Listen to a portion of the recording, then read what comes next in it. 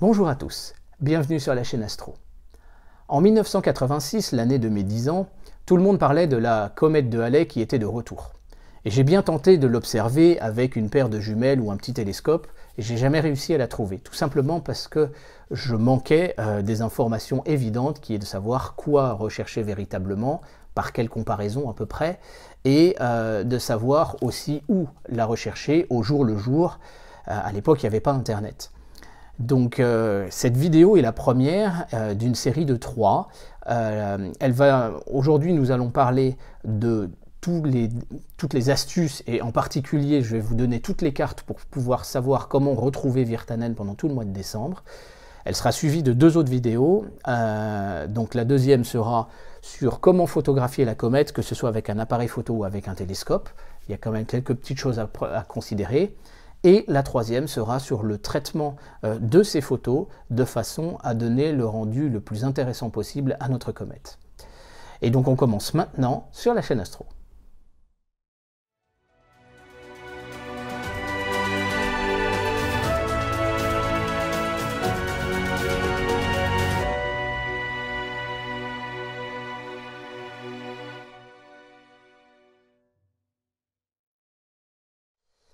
Alors, avant de parler de l'observation proprement dite, parlons un petit peu de la comète 46P Virtanen. Donc c'est une comète que l'on dit périodique, c'est-à-dire qu'elle repasse périodiquement à proximité du Soleil, avec une période de 5,44 ans. C'est pour ça qu'elle est codifiée 46P, ce P signifie qu'elle est périodique. Elle a été découverte en janvier 1948 par Carl Alvar Virtanen, donc à l'observatoire de Lick, donc sur le mont Hamilton, à côté de San José, aux États-Unis. C'est une comète dont le diamètre est de 1,2 km, c'est très petit, en comparaison avec l'astéroïde Florence, dont vous pouvez voir la vidéo sur la chaîne. Elle est presque 4 fois plus petite. Ceci dit, c'est une comète, c'est-à-dire que l'eau essentiellement et les constituants qui composent son noyau sont sublimés par le vent solaire et par le rayonnement solaire, et donc en réalité elle s'entoure de ce que l'on appelle une chevelure qui peut faire le diamètre de Jupiter. Donc la taille à proprement dite de la chevelure de la comète n'est pas encore connue, mais sachez que pour le moment elle est encore assez loin de la Terre, et son diamètre apparent est déjà égal au diamètre de la Lune, donc de 1 demi-degré. Comme vous le savez, la Lune mesure à peu près le quart du diamètre de la Terre, et à son plus proche, elle sera 30 fois la distance Terre-Lune. Donc on peut en déduire qu'elle est au moins 30 fois plus grosse que la Lune, et donc si la Lune fait un quart de la Terre, vous faites le calcul, on est sur quelque chose qui va faire entre 5 et 10 fois la taille de la Terre. Donc elle est entourée donc, de cette chevelure extraordinaire qui va lui donner toute cette luminosité. C'est une comète dont la distance au Soleil varie entre 1,06 et 5,1 fois la distance entre la Terre et le Soleil, donc on parle d'unité astronomique. Donc ça veut dire qu'en fait, elle s'approche de Jupiter mais sans la dépasser, et elle s'approche de la Terre sans la dépasser non plus. Donc elle fait des va-et-vient comme ça entre la Terre et Jupiter, et on a cette chance, c'est que cette année, elle va passer donc juste à côté de la Terre, et elle passera à côté de la Terre au moment où elle est au plus proche du Soleil, à 4 jours d'intervalle, ce qui est rien finalement. Donc la comète sera dans des conditions absolument idéales pour pouvoir être observée, et sur au moins les 70 ans à venir, on a le graphe des distances qui ont été calculées par le JPL de la NASA, et bien c'est son passage vraiment le plus proche. Donc de façon inverse, c'est le passage le plus lumineux à venir, pour quasiment tout le 21e siècle. Petite anecdote concernant cette comète 46P Virtanen, il faut savoir que la sonde Rosetta, en 2004, devait normalement partir à destination de cette comète, et comme le programme a eu du retard, pour différentes raisons, le programme a été envoyé sur la comète 67P Churyumov-Gerasimenko, qui est donc devenue célèbre grâce à cette mission. Mais au départ, c'était bien Virtanen qui était prévu. Voilà. Et sa magnitude apparente, donc, pour en revenir à la question de notre observation, sa magnitude apparente devrait être aux alentours de 4. Ça correspond à la grande nébuleuse d'Orion ou à la galaxie M31 ou à l'amas des Pléiades. Donc on est sur 3 objets qui sont visibles à l'œil nu en ville quand le ciel est suffisamment dégagé de nuages. Si toi aussi t'aimes bien les petits chatons tout mignons, mais tu penses que l'astronomie mérite un peu plus de visibilité sur YouTube, lâche-moi un pouce bleu et un commentaire, abonne-toi et clique sur la cloche, et l'algorithme de YouTube te le rendra. Merci. Parlons maintenant de son observation. La comète 46P Virtanen, pour vous aider à la retrouver, donc c'est le soir, à partir de 21h, sur un créneau on va dire 20h même jusqu'à 23h minuit, et même plus. Elle pourra avoir une position qui va dépendre en fonction du jour, du mois. Donc pour vous aider à vous repérer, repartons de cette carte générale et vous pouvez voir à peu près au centre la fameuse constellation d'Orion. Donc la constellation d'Orion, si vous regardez vers le sud et éventuellement peut-être un petit peu vers l'est, vous allez voir ces 3 étoiles assez proches, alignées de façon caractéristique. Et c'est à partir de cette constellation qu'on repère l'ensemble des constellations dites d'hiver. Et en suivant ces 3 étoiles en haut à droite, on trouve sur la constellation du Taureau. Et il faut savoir que la comète donc 46P va passer carrément au travers de la constellation du Taureau.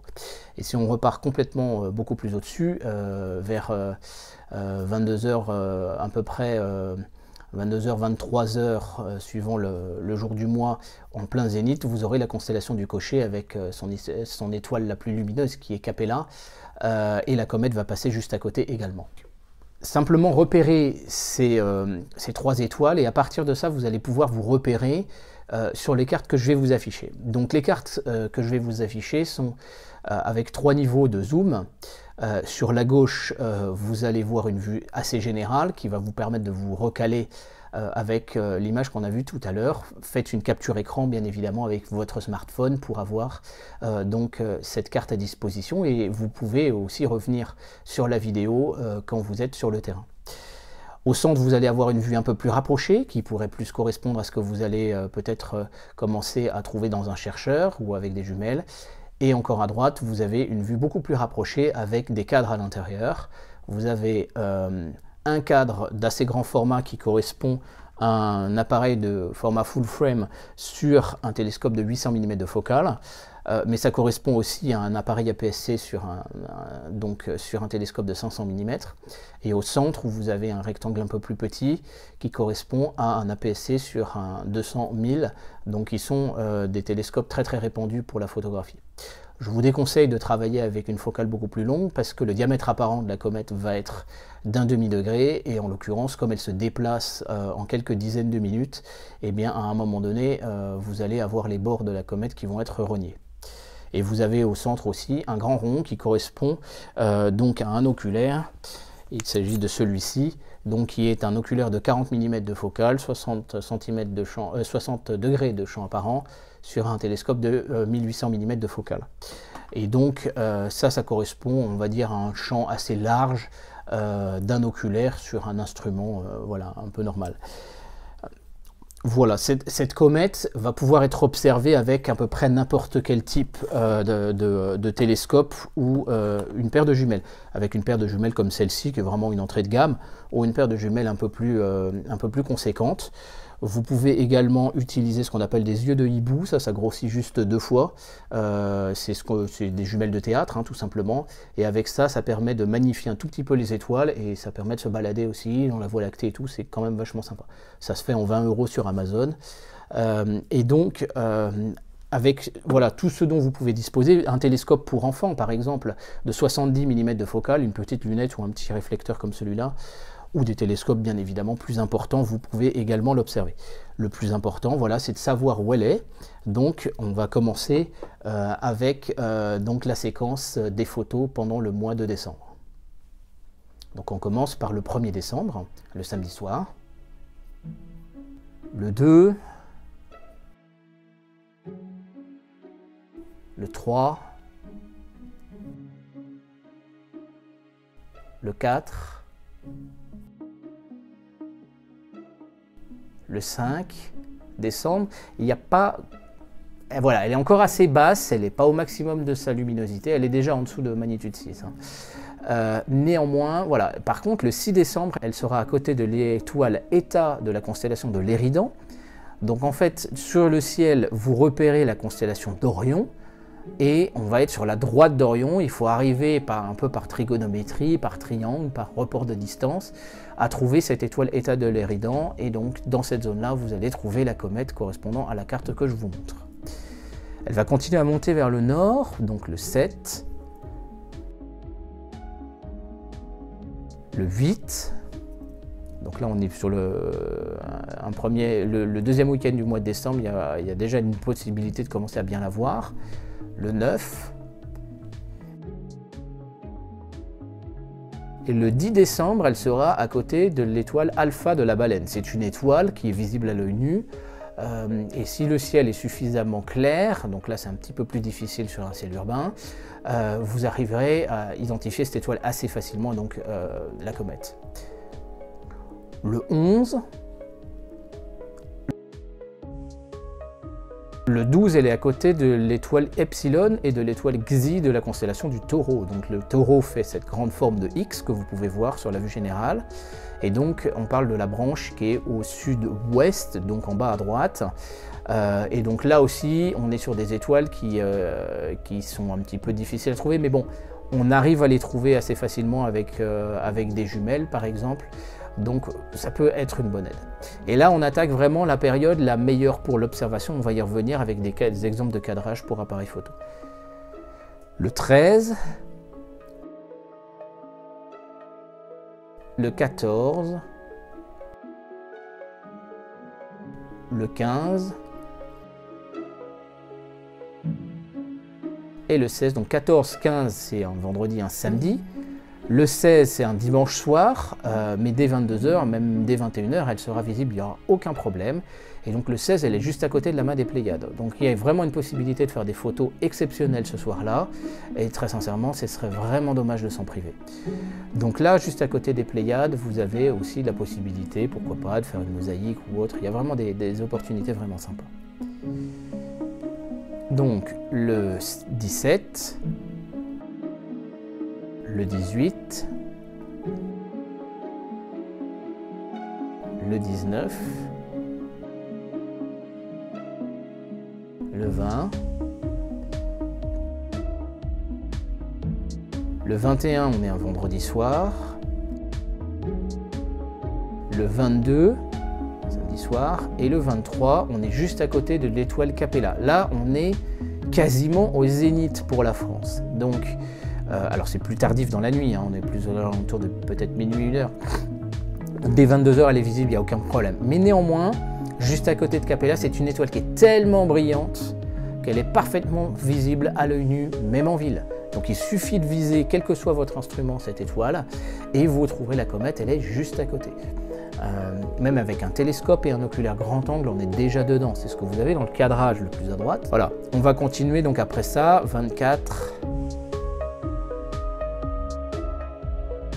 25, donc là vous pouvez repérer également, on est toujours assez proche de Capella, donc c'est l'occasion également de pouvoir montrer cette comète à votre famille.